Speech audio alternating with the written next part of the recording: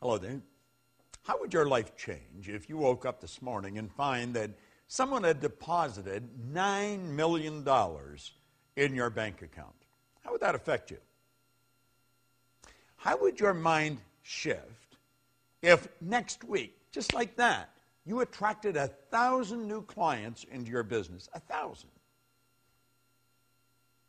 What would your life be like if, bang, just like that, you realized you had the energy of a 20-year-old? How would your mind shift if Mensa recognized you as the smartest person on the planet?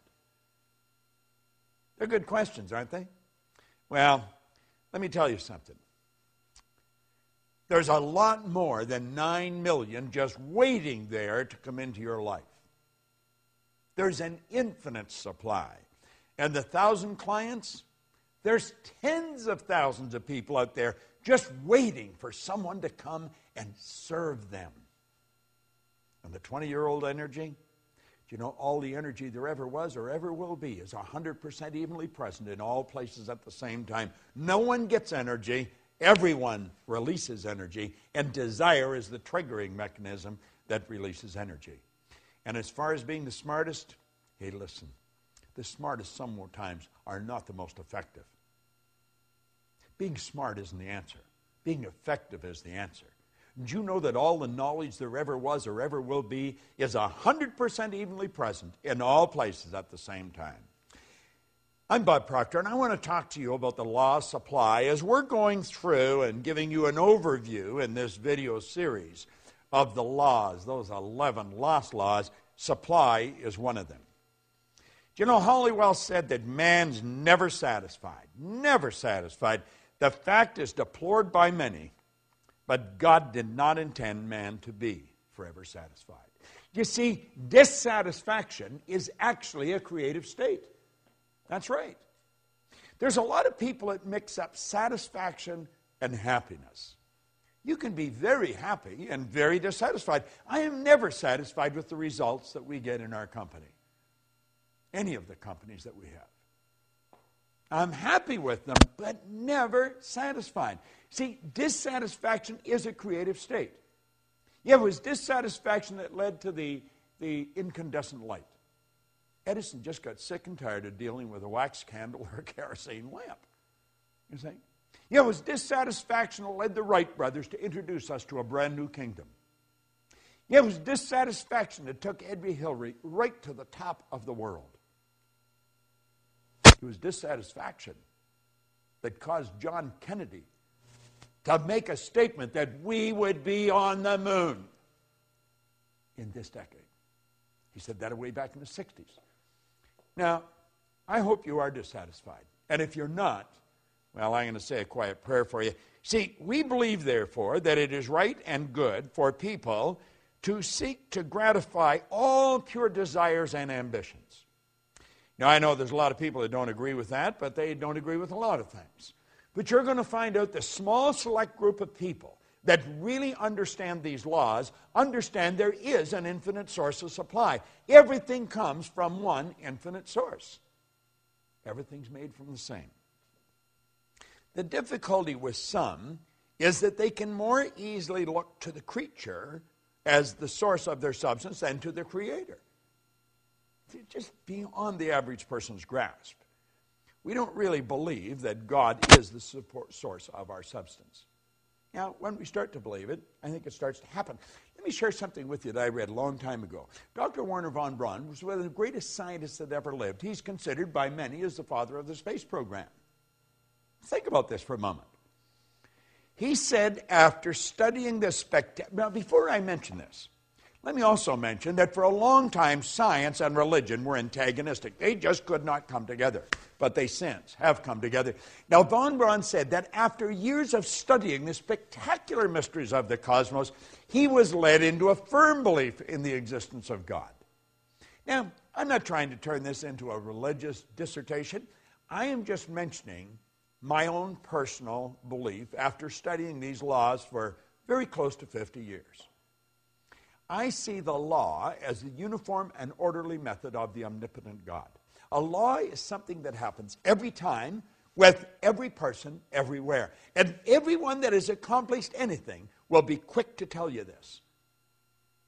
See, as we look back, everybody loves a dead genius. They really do. But you know, all of these great geniuses from history that we look at, they weren't considered geniuses when they were alive. The Wright brothers were considered real heretics. They really were. See, the people that made it happen, they were out of the box. They weren't ordinary thinkers. But they understood that there was this governing process called the law.